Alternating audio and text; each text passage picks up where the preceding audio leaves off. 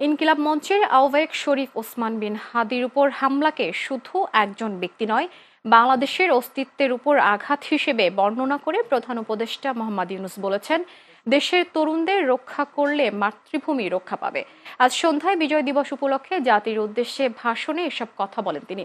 প্রধান উপদেষ্টা বলেন, পরাজিত শক্তি ফ্যাসিস্ট সন্ত্রাসীদের এই অপচেষ্টা সম্পূর্ণভাবে ব্যর্থ করে দেওয়া হবে।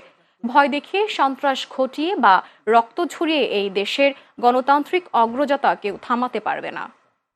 ইনকিলাব মঞ্চের মুখপাত্র শরীফ ওসমান হাদির উপর সম্প্রতি যে হামলার ঘটনা ঘটেছে তা শুধু একজন ব্যক্তির উপর আঘাত নয়, এটি বাংলাদেশের অস্তিত্বের উপর আঘাত, আমাদের গণতান্ত্রিক পথ চলার উপরে আঘাত।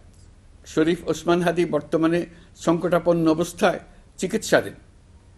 তার চিকিৎসা ও নিরাপত্তা নিশ্চিত করতে সরকার প্রয়োজনীয় সব ব্যবস্থা গ্রহণ করেছে।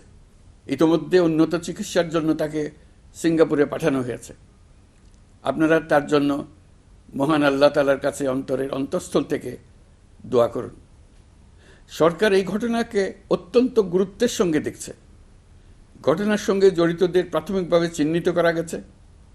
আমি দেশবাসীকে আশ্বস্ত করতে চাই, যারা এই ষড়যন্ত্রে জড়িত তারা যেখানেই থাকুক না কেন, তাদের কাউকে ছাড় দেওয়া হবে না। আমি পরিষ্কারভাবে বলতে চাই, পরাজিত শক্তি ফ্যাসিস্ট টেররিস্টদের এই অপচেষ্টা সম্পূর্ণভাবে ব্যর্থ করে দেওয়া হবে।